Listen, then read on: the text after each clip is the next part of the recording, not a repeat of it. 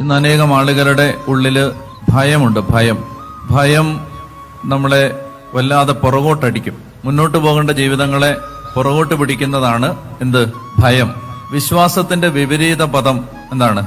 Grammar അനുസരിച്ച് അവിശ്വാസമാണ്. വിശ്വാസത്തിന്റെ വിപരീത പദം അവിശ്വാസമാണ്. പക്ഷെ ബൈബിൾ അനുസരിച്ച് വിശ്വാസത്തിന്റെ വിപരീത പദം ഭയമാണ്. ഭയം. അതുകൊണ്ടാണ് ഈശോ ചോദിക്കുന്നത്, ഈ ഭയവും ഫിയർ ആൻഡ് ഫെയ്ത്ത് ആണ് സുവിശേഷങ്ങൾ കോൺട്രാസ്റ്റ് ചെയ്യുന്നത്. സുവിശേഷങ്ങൾ താരതമ്യപ്പെടുത്തി സംസാരിക്കുന്നത് അല്ലെങ്കിൽ താരതമ്യപ്പെടുത്തി നമ്മളോട് പരിശോധിക്കാൻ ആവശ്യപ്പെടുന്നത് ഭയവും വിശ്വാസവുമാണ്. ഉദാഹരണത്തിന് ഈശോ പറയും, അല്പവിശ്വാസികളെ നിങ്ങൾ ഭയപ്പെട്ടത് എന്തിന്? കണ്ടോ, ഇത് രണ്ടുകൂടാണ് താരതമ്യപ്പെടുത്തുന്നത്. അത് രണ്ടുകൂടാണ്, അതിനെ തമ്മിലാണ് അതിനെ ഓപ്പോസിറ്റ് ആയിട്ട് നിർത്തുന്നത്. അല്പവിശ്വാസികളെ നിങ്ങൾ ഭയപ്പെട്ടത് എന്തിന്? വേറൊരു സന്ദർഭത്തിൽ പറഞ്ഞു, മകളെ നീ ഭയപ്പെടണ്ട, വിശ്വസിക്കുക മാത്രം ചെയ്യുക. ഭയപ്പെടണ്ട, പിന്നെന്ത് ചെയ്താൽ മതി? ധൈര്യമായിട്ടിരിക്കാനല്ലേ പറയണ്ടേ?